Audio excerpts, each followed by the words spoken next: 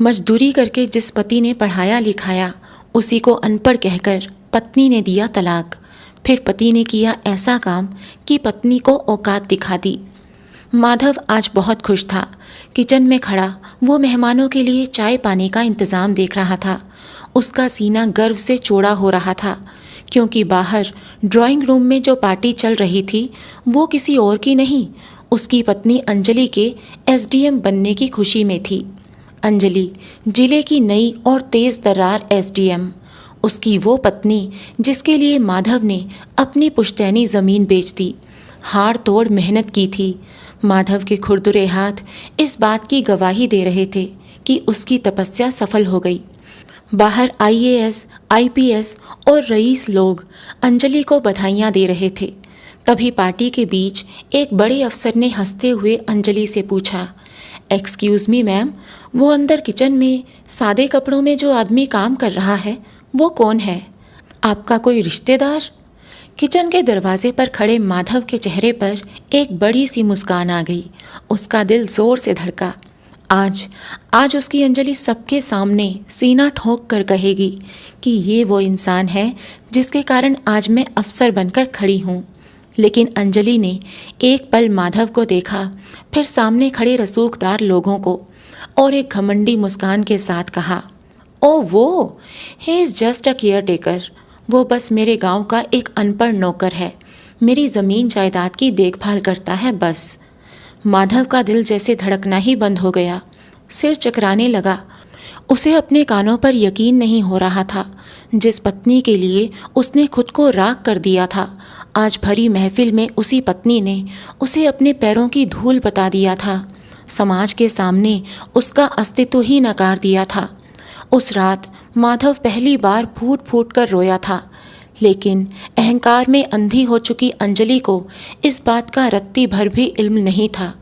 Party वाली उस रात के बाद माधव और अंजलि के बीच एक अदृश्य दीवार सी खड़ी हो चुकी थी। माधव ने उस रात के तमाशे का कोई जिक्र नहीं किया था, लेकिन अंजलि का दायरा अब पूरी तरह से बदल चुका था। उसके इर्द गिर्द आईएएस, आईपीएस और बड़े बड़े व्यापारी रहते थे। अंजलि का अहंकार अब खुलकर सामने आ गया था। माधव की सादगी, उसका बात करने का देसी लहजा अंजलि को चुभने लगा था। नतीजा वही हुआ जो अक्सर ऐसे खोखले रिश्तों का होता है। सिर्फ 7 महीने बाद पारिवारिक न्यायालय के कमरे में वे दोनों आमने सामने खड़े थे। जज साहब ने गहरी नज़र से उन दोनों को देखा। कटघरे में एक तरफ खड़ी थी अंजलि, जिसके चेहरे पर जिले की एसडीएम होने का गुरूर साफ झलक रहा था। दूसरी तरफ खड़ा था माधव, एक साधारण सा कुर्ता पजामा पहने, जिसके चेहरे पर थकान थी लेकिन आंखों में कोई याचना नहीं। क्या आप दोनों ने अपने फैसले पर दोबारा विचार किया? 6 महीने का समय दिया गया था आपको, जज साहब ने भारी आवाज़ में पूछा। अंजलि ने तपाक से जवाब दिया, योर ऑनर, मेरा फैसला अटल है। मैं एक क्लास 1 ऑफिसर हूँ और ये 10वीं पास इंसान। हमारा कोई बौद्धिक स्तर मैच नहीं करता। इसके साथ मेरा उठना बैठना मेरी सामाजिक प्रतिष्ठा को ठेस पहुँचाता है। इनके साथ मैं एक पल और नहीं रह सकती। जज ने एक गहरी सांस ली और माधव की तरफ देखा। क्या तुम्हें कुछ कहना है माधव? माधव ने पहली बार अपनी नज़रें उठाई। उसकी नज़रों में ना गुस्सा था, ना ही कोई मिन्नत। उसने अंजलि की आंखों में देखा। जी नहीं जज साहब, जिस रिश्ते में इंसानियत से बड़ी डिग्रियां हो जाएं, वहाँ वकालत नहीं की जाती। आप कागज़ दीजिए, मैं दस्तखत कर देता हूँ। माधव ने तलाक के कागजात पर चुपचाप साइन किए और बिना अंजलि की तरफ देखे, बिना कोई ड्रामा किए कोर्ट रूम से बाहर निकल गया। अंजलि के चेहरे पर एक विजयी मुस्कान थी। उसे लगा जैसे उसने अपने पैरों में बंधी एक लोहे की जंजीर काट दी हो। उसे लगा कि एक अनपढ़ पति से छुटकारा पाकर उसने ज़िंदगी की सबसे बड़ी जंग जीत ली है। लेकिन उसे नहीं पता था कि आज उसने जो जंजीर काटी है वो जंजीर नहीं, बल्कि एक नींव थी जिस पर उसकी सफलता की पूरी इमारत खड़ी थी। माधव जब कोर्ट से बाहर निकला तो शहर की तेज़ धूप ने उसका स्वागत किया। वो अपनी पुरानी मोटरसाइकिल के पास जाकर खड़ा हो गया। ये वही मोटरसाइकिल थी जिस पर बैठाकर वो रोज़ सुबह 5 बजे अंजलि को रेलवे स्टेशन छोड़ने जाता था, ताकि वो प्रयागराज जाकर अपनी सिविल सर्विसेज की कोचिंग ले सके। अंजलि एक बेहद मेधावी लेकिन गरीब परिवार की लड़की थी। जब माधव से उसकी शादी हुई थी तब वो सिर्फ ग्रेजुएशन कर रही थी। माधव ने उसके सपनों को अपनी आंखों में बसा लिया था। माधव का मानना था कि घर में अगर कोई एक भी पढ़ लिख कर बड़ा अफसर बन गया तो आने वाली कई पुश्तें सुधर जाएंगी। माधव की छोटी सी हार्डवेयर की दुकान थी, लेकिन अंजलि के सपने बड़े थे और उन सपनों की कीमत भी। जब अंजलि ने स्टेट सिविल सर्विस की तैयारी की जिद की तो माधव ने अपनी पुश्तैनी 2 बीघा ज़मीन गिरवी रख दी थी। वो दिन में दुकान चलाता और रात को एक्स्ट्रा पैसे कमाने के लिए ट्रांसपोर्ट कंपनी में मुनीम का काम करता। जब अंजलि एसी कमरे में बैठकर पढ़ती थी तब माधव बाहर तपती दोपहरी में कड़ी मेहनत कर रहा होता था। सब कुछ ठीक था। 3 साल की तपस्या के बाद अंजलि का सिलेक्शन हो गया। वो जिले की एसडीएम बन गई। माधव की खुशी का कोई ठिकाना नहीं था। उसने पूरे मोहल्ले में मिठाई बांटी। ट्रेनिंग के बाद जब अंजलि को पोस्टिंग मिली तो उसे एक बड़ा सरकारी बंगला, गाड़ी और नौकर चाकर मिले। माधव अपनी पुरानी दुनिया समेटकर उस नए बंगले में आ गया, लेकिन वहाँ वो साहब का पति कम और बिन बुलाया मेहमान ज़्यादा लगने लगा। किसी से उसे मिलवाने में भी अंजलि को शर्म महसूस होती थी। और फिर आया वो दिन जब अंजलि ने अपने घर में शानदार पार्टी रखी और अपने पति को अपना नौकर बता दिया। इसी घटना के कुछ महीनों बाद अंजलि ने मानसिक प्रताड़ना और बौद्धिक असमानता का झूठा आधार बनाकर तलाक का केस दायर कर दिया था। तलाक के बाद के शुरुआती दिन माधव के लिए किसी नर्क से कम नहीं थे। वो अपने उसी पुराने घर में लौट आया था। घर का हर कोना अंजलि की यादों और उसके धोखे से भरा पड़ा था। समाज के तानों ने उसकी रातों की नींद हराम कर दी थी। बीवी को पढ़ा लिखाकर अफसर बनाया और इसे ही दूध में पड़ी मक्खी की तरह निकाल कर फेंक दिया। अरे गवार था बेचारा, क्लास 1 अफसर के साथ कैसे निपटी। ये बातें रोज़ उसके कानों में पिघले हुए शीशे की तरह पड़ती थी। एक रात हताशा के चरम पर पहुंचकर माधव ने छत के पंखे को बहुत देर तक निहारा। उसके मन में जीवन समाप्त करने का विचार आया, लेकिन तभी उसकी नज़र दीवार पर टंगे अपने स्वर्गीय पिता के चित्र पर पड़ी और फिर अपने हाथों पर। ये हाथ कमज़ोर नहीं थे। इन हाथों ने एक साधारण सी लड़की को जिले का सबसे बड़ा अफसर बना दिया था। तो क्या ये हाथ खुद का एक नया भाग्य नहीं लिख सकते थे? माधव खुद से बोला, उसने मुझे अनपढ़ और अपनी हैसियत से कम आंका है। अब मैं उसे दिखाऊंगा कि असली हैसियत कागज़ों की मोहताज नहीं होती। अगली सुबह जब सूरज निकला तो वो कोई टूटा हुआ इंसान नहीं था। एक ऐसा शख्स था जिसकी आंखों में एक जिद थी कुछ कर दिखाने की। माधव जानता था कि अब दोबारा पढ़ाई करके कोई नौकरी पाना उसके लिए मुमकिन नहीं था और ना ही वो किसी की चाकरी करना चाहता था। उसने अपने उन वर्षों के अनुभव को खंगालना शुरू किया जब वो ट्रांसपोर्ट और हार्डवेयर के काम में पिसता था। उसने देखा था कि किसानों को उनके अनाज और उपज का सही दाम नहीं मिलता और बिचौलिए सारा मुनाफा खा जाते हैं। सप्लाई चेन की बारीकियों को वो किसी MBA ग्रेजुएट से बेहतर समझता था। उसने अपनी वो पुश्तैनी दुकान बेच दी। जो थोड़े बहुत पैसे मिले उससे उसने शहर के बाहर एक वीरान पड़ी सस्ती ज़मीन खरीद ली और वहाँ एक छोटा सा एग्रो लॉजिस्टिक का शेड डाला। उसने तय किया कि वो किसानों का माल सीधा बड़े शहरों की मंडियों और फैक्ट्रियों तक पहुँचाएगा। शुरुआत बहुत दर्दनाक थी। बड़े व्यापारियों ने उसे कुचलने की कोशिश की। कई बार उसे भूखे पेट सोना पड़ा, ट्रकों में ही रातें गुजारनी पड़ी। लेकिन माधव के सीने में अंजलि के कहे गए वो शब्द, तुम बस एक गवार हो, आग में घी का काम करते थे। वो दिन में 20-20 घंटे काम करता। उसने अपनी कंपनी का नाम रखा था रूट्स इंडिया। माधव ने अपने साथ उन युवाओं को जोड़ना शुरू किया जो पढ़े लिखे तो थे लेकिन बेरोज़गार थे। वो अपनी रणनीति बनाता और युवा लड़के उस पर अमल करते। उसे बाज़ार की नब्ज़ पहचानना आ गया था, लेकिन सफलता रातों रात नहीं मिलती। माधव के लिए रूट्स इंडिया को खड़ा करना पहाड़ का सीना चीरकर नदी निकालने जैसा था। शुरुआती 2 साल माधव ने चैन की नींद क्या होती है ये जाना ही नहीं। वो खुद किसानों के खेतों में जाता, उनसे बात करता, लेकिन शुरू में किसानों ने उस पर भरोसा नहीं किया। एक बार जिले में बेमौसम की भयंकर बारिश हुई। सैकड़ों किसानों की टमाटर और प्याज की फसल सड़ने के कगार पर थी। पुराने आड़तियों और बिचौलियों ने माल उठाने से साफ मना कर दिया, क्योंकि सड़कें खराब थी और ट्रांसपोर्ट का खर्च ज्यादा आ रहा था। किसान खून के आंसू रो रहे थे। तब माधव ने अपनी सारी जमा पूंजी दांव पर लगा दी। उसने किराए पर 10 ट्रक लिए और खुद एक ट्रक का स्टीयरिंग संभाल कर दलदल बन चुके रास्तों से होकर किसानों के खेतों तक पहुंचा। बाजार से थोड़े ज्यादा दाम पर किसानों की पूरी फसल खरीद ली और बिना सोए लगातार 48 घंटे गाड़ियां चलवाकर माल को पड़ोसी राज्य की बड़ी मंडियों तक पहुंचाया। इस एक घटना ने पूरे इलाके के किसानों के बीच माधव को भगवान बना दिया। अब किसान अपना माल किसी और को देने की बजाय सिर्फ माधव की कंपनी को देने लगे। माधव का विजन स्पष्ट था। उसने किसानों को कोल्ड स्टोरेज और डायरेक्ट सप्लाई चेन से जोड़ दिया था। बिचौलियों का काम खत्म हो गया। जो मुनाफा बिचौलिए खाते थे, अब वो आधा किसानों को मिलने लगा और आधा रूट्स इंडिया की तरक्की में लगने लगा। माधव ज्यादा पढ़ा लिखा नहीं था, लेकिन पढ़े लिखे लोगों को काम पर रखने की हैसियत हो चुकी थी उसकी। उसने शहर के सबसे काबिल चार्टर्ड अकाउंटेंट और MBA पास युवाओं को भारी सैलरी पर अपनी कंपनी में रखा।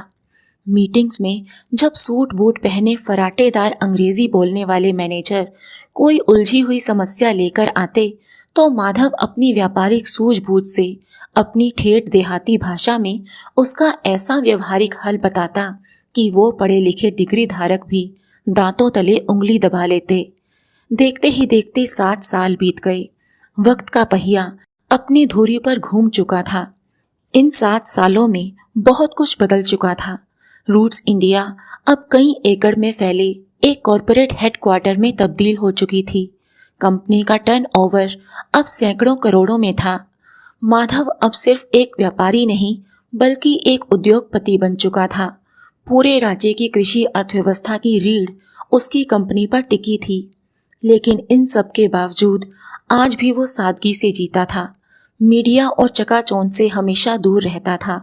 अखबारों में उसकी कंपनी का नाम तो रोज छपता था, लेकिन माधव की तस्वीर कभी नहीं छपी। वो पर्दे के पीछे रहकर अपना साम्राज्य चला रहा था। दूसरी तरफ इन 7 सालों में अंजलि का भी प्रमोशन हो चुका था। वो अब SDM से प्रमोट होकर राज्य के एक महत्वपूर्ण जिले की डिस्ट्रिक्ट मजिस्ट्रेट बन चुकी थी। उसके पास अब रुतबा था, सुख सुविधाएं थी, लेकिन जीवन में एक खालीपन था। उसने दूसरी शादी नहीं की थी, क्योंकि उसे लगता था कि उसके बौद्धिक स्तर का कोई इंसान उसे मिला ही नहीं। DM बनकर उसे लगने लगा कि वही जिले की मालिक है, जो वो चाहेगी वही होगा। लेकिन फिर अंजलि का तबादला एक नए जिले में हुआ। वो जिला राज्य का सबसे बड़ा कृषि और औद्योगिक हब था।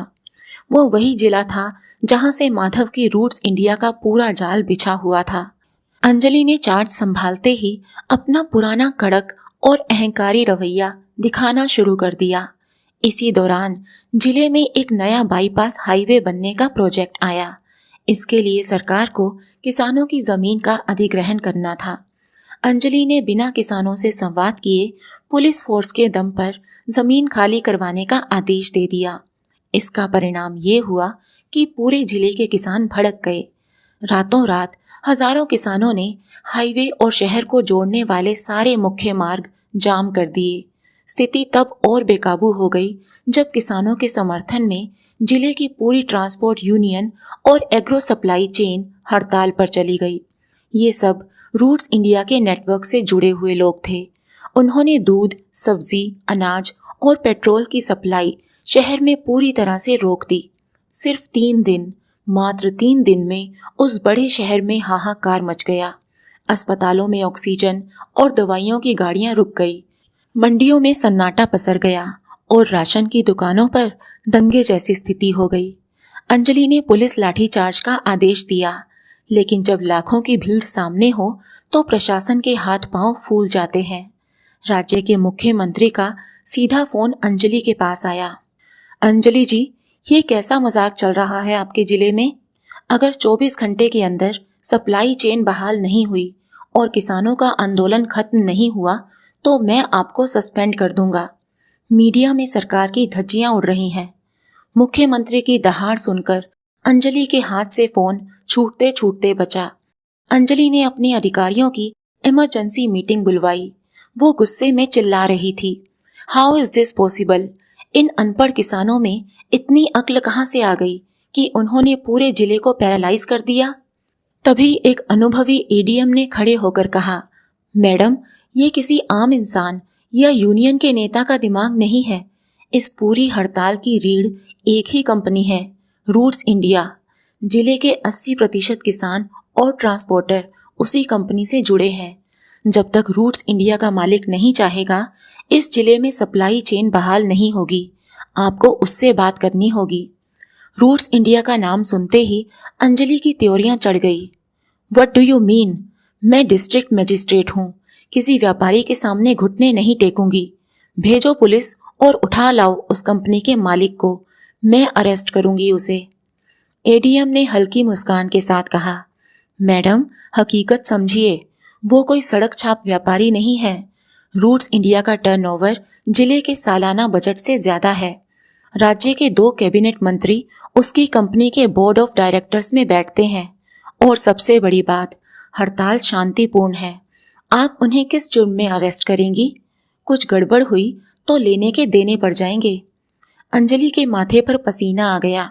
उसके सारे प्रशासनिक दाव पेच उस अदृश्य शख्स के सामने बोने साबित हो रहे थे। कौन है ये इंसान? क्या नाम है उसका? अंजलि ने हताश होकर पूछा। मैडम, कोई नहीं जानता। वो मीडिया और पब्लिक मीटिंग्स में भी कभी नहीं आते। अगर आप उनसे एक बार मीटिंग कर लें और वो किसानों को समझा दें तो 2 घंटे में ये पूरा जाम खुल सकता है। आपकी नौकरी और जिले की शांति अब सिर्फ उसी एक आदमी के हाथ में है। अंजलि के पास कोई और रास्ता नहीं बचा था। मुख्यमंत्री का अल्टीमेटम उसके सिर पर तलवार की तरह लटक रहा था। उसने अपने सेक्रेटरी को आदेश दिया, रूट्स इंडिया के हेड ऑफिस में फ़ोन करो और उनके एमडी के साथ मेरी एक अर्जेंट मीटिंग फिक्स करो। अंजलि को लग रहा था कि वो किसी बहुत बड़े, विदेश से पढ़े लिखे, सूट बूट वाले कॉरपोरेट टाइकून से मिलने जा रही है। उसे इस बात का जरा भी अंदाजा नहीं था कि जिस शख्स के सामने वो भीख मांगने जा रही है वो वही इंसान है जिसे उसने अनपढ़ गवार कहकर तलाक दिया था। वक्त ने बिसात पलट दी थी। अब शिकार और शिकारी के आमने सामने आने का वक्त आ गया था। रूट्स इंडिया का हेड ऑफिस शहर के बाहरी छोर पर लगभग 50 एकड़ के हरे भरे परिसर में फैला हुआ था। बाहर से देखने पर यह किसी बहुराष्ट्रीय कंपनी के दफ्तर जैसा लगता था। शीशे की गगनचुंबी इमारत, कतार से खड़े सैकड़ों ट्रक और हजारों कर्मचारियों की चहल पहल। अंजलि की लाल नीली बत्ती वाली सरकारी गाड़ी जब उस विशाल गेट के अंदर दाखिल हुई तो पहली बार उसे अपनी ताकत बहुत छोटी लगने लगी। अंजलि अपने कुछ गिने चुने अधिकारियों के साथ बाहर निकली। लॉबी में पहुंचते ही हार्वर्ड से पढ़े हुए कंपनी के युवा मैनेजर ने पेशेवर तरीके से उनका स्वागत किया और उसे अपने साथ लेकर लिफ्ट के जरिए एमडी सर के ऑफिस की ओर बढ़ा। लिफ्ट खुली। सामने एक विशालकाय शीशे का कैबिन था जिसके बाहर नेम प्लेट पर किसी का नाम नहीं लिखा था, सिर्फ पद लिखा था, फाउंडर एंड एमडी। अंजलि ने चेहरे पर वो चिर परिचित प्रशासनिक कठोरता ओढ़ी और कैबिन के अंदर दाखिल हो गई। कैबिन बहुत बड़ा था लेकिन बेहद सादा। एमडी सर कुर्सी पर नहीं बैठे थे। सर, डीएम मैडम आ गई हैं। मैनेजर ने कमरे के दूसरे छोर पर कांच की बड़ी सी खिड़की के पास पीठ किए खड़े एक शख्स की तरफ देखकर कहा। वो शख्स शहर की तरफ देख रहा था। आइए डीएम साहिबा, तशरीफ रखिए। वो भारी, ठेठ और जानी पहचानी आवाज सुनते ही अंजलि के दिल की धड़कन एक पल के लिए रुक सी गई। वो शख्स धीरे से पलटा। चेहरे पर वही सादगी, आंखों में वही ठहराव। वो माधव था, उसका तलाकशुदा पति, अनपढ़ और गंवार माधव। अंजलि के हाथ से जमीन अधिग्रहण की फाइल फिसलकर कालीन पर गिर गई। उसकी आंखें फटी की फटी रह गई। उसका दिमाग इस दृश्य को प्रोसेस ही नहीं कर पा रहा था। उसे लगा जैसे उसे कोई भयानक भ्रम हो रहा है। तुम यहाँ क्या कर रहे हो? अंजलि की आवाज कांप रही थी। उसने मैनेजर की तरफ देखकर गुस्से और घबराहट में पूछा, क्या घटिया मजाक है ये आदमी यहाँ क्या कर रहा है? मैं रूट्स इंडिया के एमडी से मिलने आई थी। बुलाओ अपने एमडी को। मैनेजर ने बहुत ही विनम्रता के साथ जवाब दिया, मैम, यही हमारे एमडी हैं, मिस्टर माधव, रूट्स इंडिया के अकेले मालिक और संस्थापक। अंजलि को लगा जैसे किसी ने उसके सिर पर हथौड़ा मार दिया हो। वो माधव, वो अनपढ़ आदमी जो अंग्रेजी का एक शब्द नहीं बोल सकता था, वो एक साम्राज्य का मालिक बन चुका था। माधव ने मेज के पास आकर अपनी कुर्सी पर बैठने का इशारा किया। वो बिल्कुल शांत था। उसके चेहरे पर ना तो कोई विजयी मुस्कान थी, ना ही इंतकाम का भाव। बैठिए अंजलि जी, फाइलें गिर गई हैं आपकी। माधव ने इंटरकॉम का बटन दबाया। 2 कॉफी भिजवाइए, और हाँ, 1 गिलास पानी भी। डीएम साहिबा को पसीना आ रहा है। अंजलि धम से सोफे पर बैठ गई। उसका घमंड, उसकी सत्ता उस एक पल में चकनाचूर हो चुकी थी। माधव ने अपनी कुर्सी पर बैठते हुए फाइल खोली। मुझे पता है आप यहाँ क्यों आई हैं। हाईवे प्रोजेक्ट के लिए।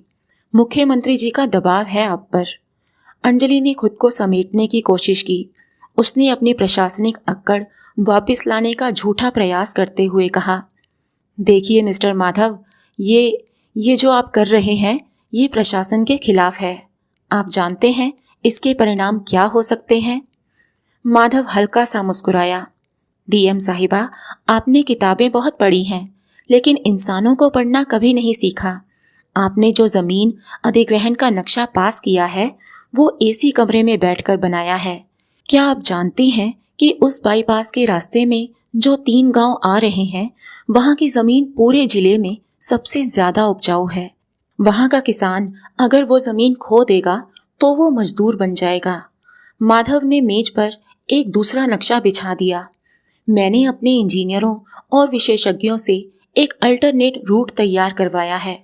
अगर हाईवे को सिर्फ 1.5 किलोमीटर बाईं तरफ से मोड़ दिया जाए तो वो बंजर सरकारी जमीन से गुजरेगा। सरकार का मुआवजा भी बचेगा और एक भी किसान बेघर नहीं होगा। अंजलि अवाक रह गई। माधव जिस तकनीकी और तार्किक गहराई से बात कर रहा था, वो किसी भी बड़े आईएएस अधिकारी को मात दे सकती थी। रही बात हड़ताल की, माधव ने आगे कहा, तो मैंने किसी को भड़काया नहीं है।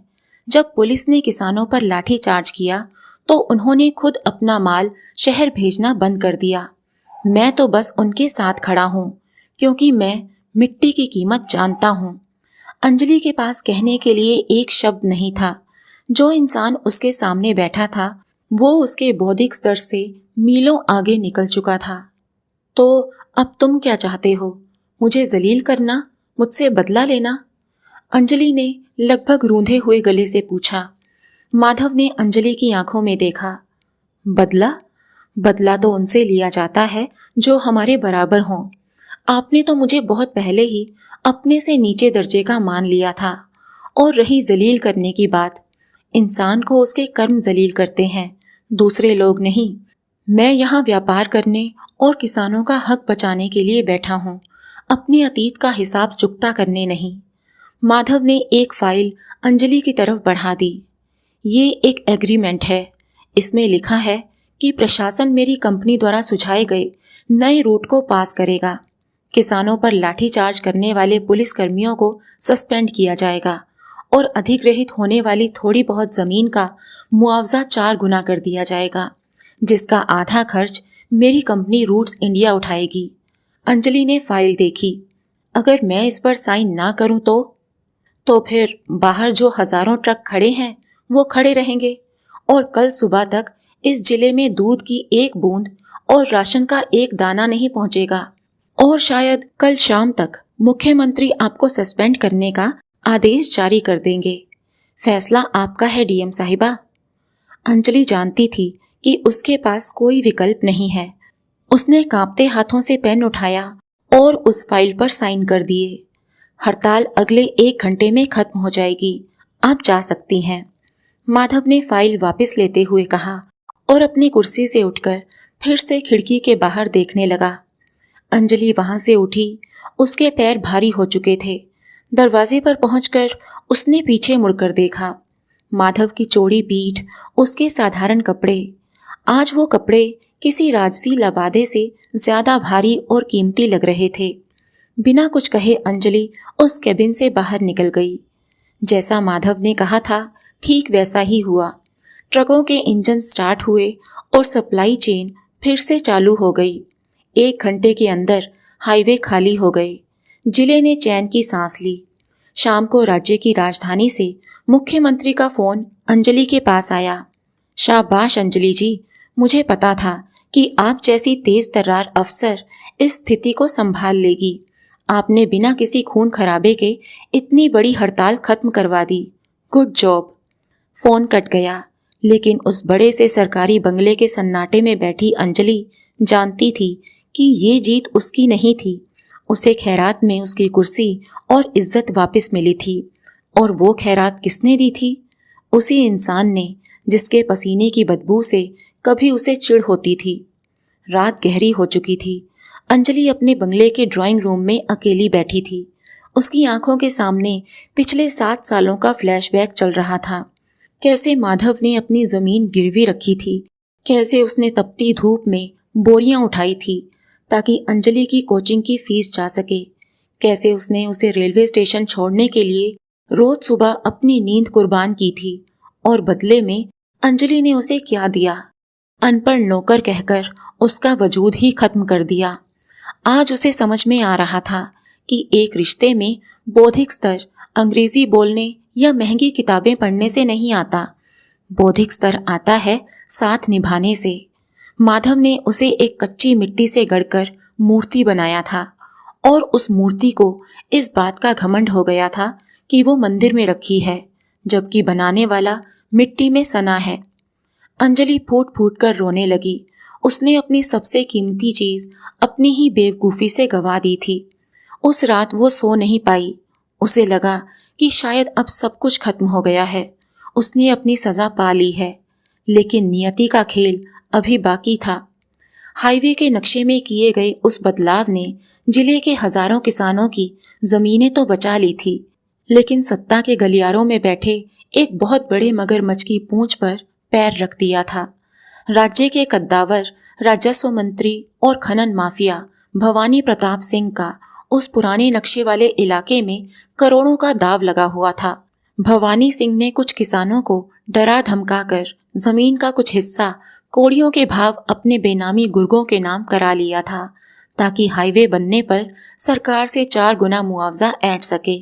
लेकिन अंजलि और माधव के बीच हुए समझौते ने भवानी सिंह के करोड़ों रुपयों पर पानी फेर दिया था और राजनीति में नुकसान का बदला सामने वाले का वजूद मिटाकर लिया जाता है। भवानी सिंह ने एक एडीएम यानी एडिशनल डिस्ट्रिक्ट मजिस्ट्रेट को मोटी रिश्वत देकर खरीद लिया था, जिसे अंजलि अपना सबसे करीबी दोस्त मानती थी। उसी एडीएम ने धोखे से फाइलों पर अंजलि के डिजिटल सिग्नेचर और मोहर का इस्तेमाल किया और अंजलि के खिलाफ एक भयानक साजिश रच दी गई। जिले में बाढ़ राहत कोष और सड़क निर्माण के टेंडरों में 50 करोड़ रुपए के घोटाले का आरोप सीधा डीएम यानी अंजलि पर मढ़ दिया गया। रातों रात एंटी करप्शन ब्यूरो और विजिलेंस की टीमों ने उसके बंगले और दफ्तर पर छापे मार दिए। खबर मीडिया में आग की तरह फैल गई। जिले की डीएम 50 करोड़ के घोटाले में गिरफ्तार होने की कगार पर। जिस मुख्यमंत्री ने कुछ दिन पहले उसकी तारीफ की थी, उसी ने चुनाव और मीडिया के दबाव में अंजलि को तत्काल प्रभाव से सस्पेंड कर दिया और जांच के आदेश दे दिए। अंजलि के पैरों तले जमीन खिसक गई।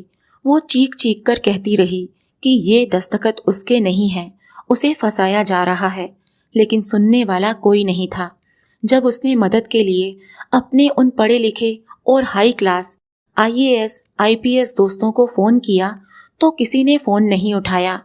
कोई भी एक सस्पेंड और दागी अफसर के साथ खड़ा होकर अपना करियर बर्बाद करना नहीं चाहता था। अहंकार के महल में रहने वाली अंजलि आज बिल्कुल अकेली खड़ी थी। गिरफ्तारी की तलवार अंजलि के सिर पर लटक रही थी। अग्रिम जमानत की अर्जी सेशन कोर्ट से लेकर हाई कोर्ट तक खारिज हो चुकी थी। सरकारी बंगला छिन चुका था। वो शहर के एक साधारण से गेस्ट हाउस के कमरे में थी। टीवी स्क्रीन पर न्यूज़ चैनल उसे एक भ्रष्ट और लालची अफसर साबित कर रहे थे। अंजलि ने आईने में खुद को देखा। आंखों के नीचे काले घेरे, बिखरे हुए बाल और चेहरे पर मौत का खौफ। उसे आज समझ में आ रहा था कि ताकत कुर्सी की होती है, इंसान की नहीं। उसे माधव की याद आई, वो अनपढ़ माधव जिसके कपड़ों से उसे पसीने की बदबू आती थी। अगर वो साथ होता तो दुनिया की कोई आंच अंजलि तक नहीं पहुंच पाती। मैं कितनी नीच और अंधी थी। अंजलि फर्श पर गिरकर फूट फूट कर रोने लगी। उसका सीना ग्लानि और पछतावे से फट रहा था। उस रात अंजलि टूट गई। उसने तय कर लिया कि वो पुलिस के हाथों हथकड़ियां पहनकर अपनी रही सही इज्जत नीलाम नहीं होने देगी। उसने कमरे के पंखे की तरफ देखा, एक रस्सी का फंदा तैयार किया। जैसे ही वो स्टूल पर चढ़ने के लिए आगे बढ़ी, अचानक उसके कमरे का दरवाजा जोर से खटखटाया गया। दरवाजे पर पुलिस नहीं थी। दिल्ली से आए देश के सबसे बड़े क्रिमिनल लॉयर अपनी पूरी टीम के साथ खड़े थे, जिनकी एक पेशी की फीस ही करोड़ों में होती है।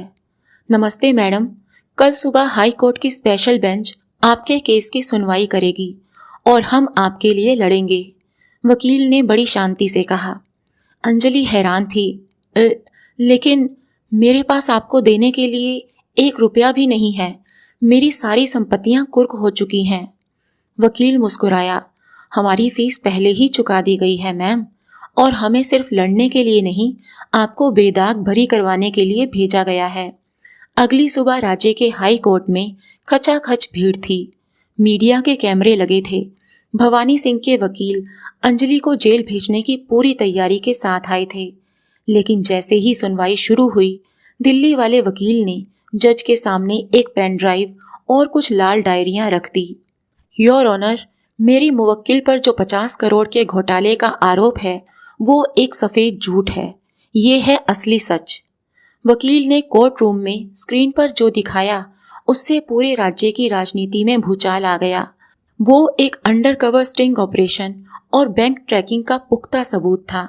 स्क्रीन पर चल रहे वीडियो में भवानी सिंह का वही गुर्गा और अंजलि का वही एडीएम दोस्त साफ साफ ये कबूल कर रहे थे कि भवानी सिंह से करोड़ों की रिश्वत लेकर एडीएम ने ही अंजलि के डिजिटल सिग्नेचर और पासवर्ड को चुराकर फर्जी टेंडर पास किए थे। इतना ही नहीं, वकील ने फॉरेंसिक साइबर सेल की रिपोर्ट, उन बेनामी जमीनों के सारे कागज और विदेश में भेजे गए भवानी सिंह के हवाला के पैसों का पूरा कच्चा चिट्ठा कोर्ट के सामने खोलकर रख दिया।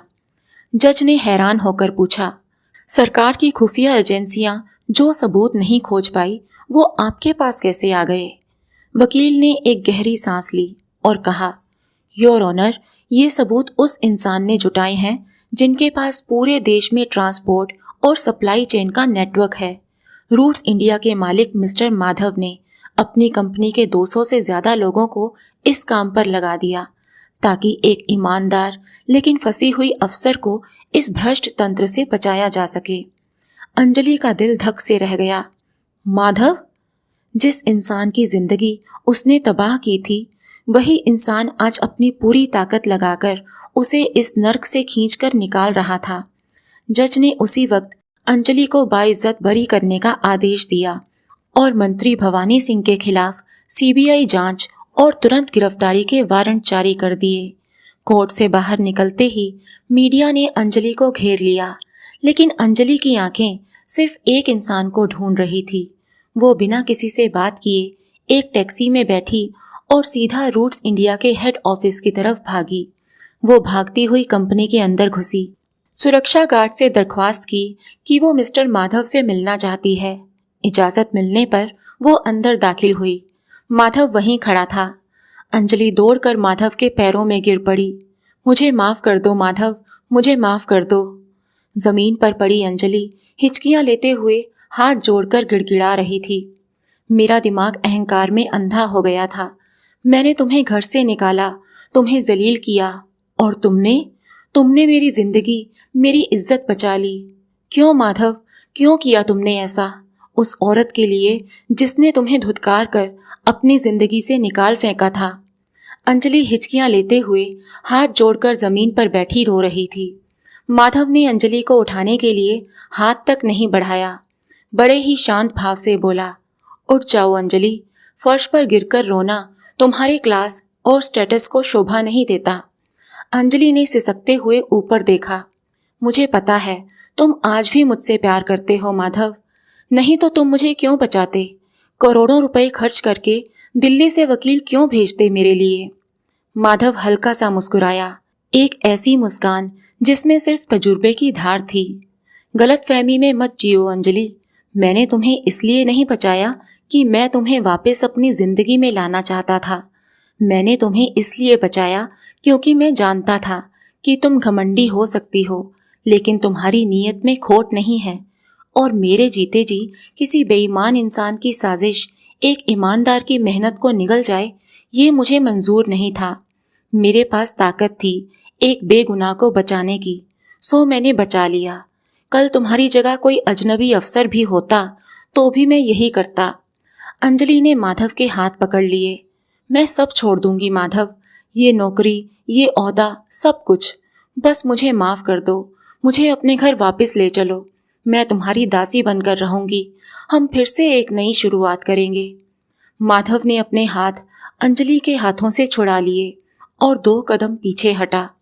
माफ तो मैं तुम्हें कब से कर चुका हूँ अंजलि, क्योंकि अतीत का बोझ मैं अपने साथ लेकर नहीं चलता।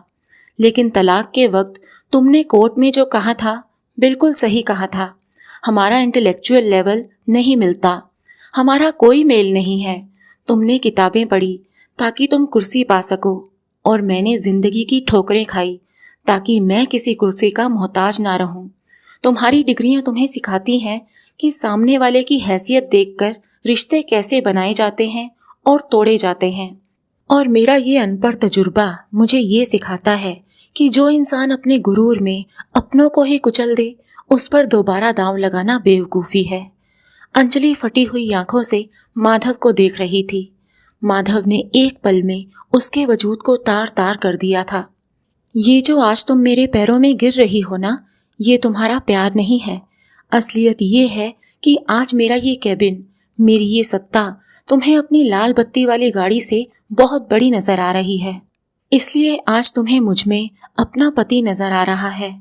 हकीकत तो ये है कि कल अगर मेरा ये सब कुछ छिन जाए और मैं फिर से सड़क पर आ जाऊं, तो तुम्हारा वो पढ़ा लिखा अहंकार फिर जाग जाएगा और मैं तुम्हारे लिए फिर से वही अनपढ़ गवार बन जाऊंगा। कमरे में एक खौफनाक सन्नाटा छा गया।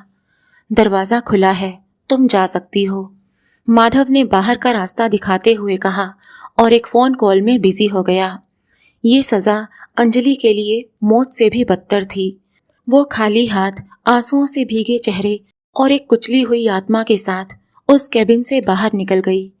उस अनपढ़ पति ने अपनी पढ़ी लिखी तलाकशुदा पत्नी को कोई शारीरिक चोट नहीं पहुंचाई थी। उसने बस अपना चरित्र इतना ऊंचा कर लिया था कि पत्नी की डिग्रियां, उसका पूरा वजूद उस अनपढ़ इंसान के पैरों की धूल बनकर रह गया था। तो दोस्तों, माधव ने जो फैसला लिया, क्या वो सही था? अपनी राय कमेंट बॉक्स में ज़रूर लिखें। कहानी पसंद आई हो तो वीडियो को लाइक करें, चैनल को सब्सक्राइब करें और ये भी बताएं कि आप ये कहानी भारत के किस शहर से सुन रहे हैं। कहानी को पूरा सुनने के लिए आपका बहुत बहुत धन्यवाद।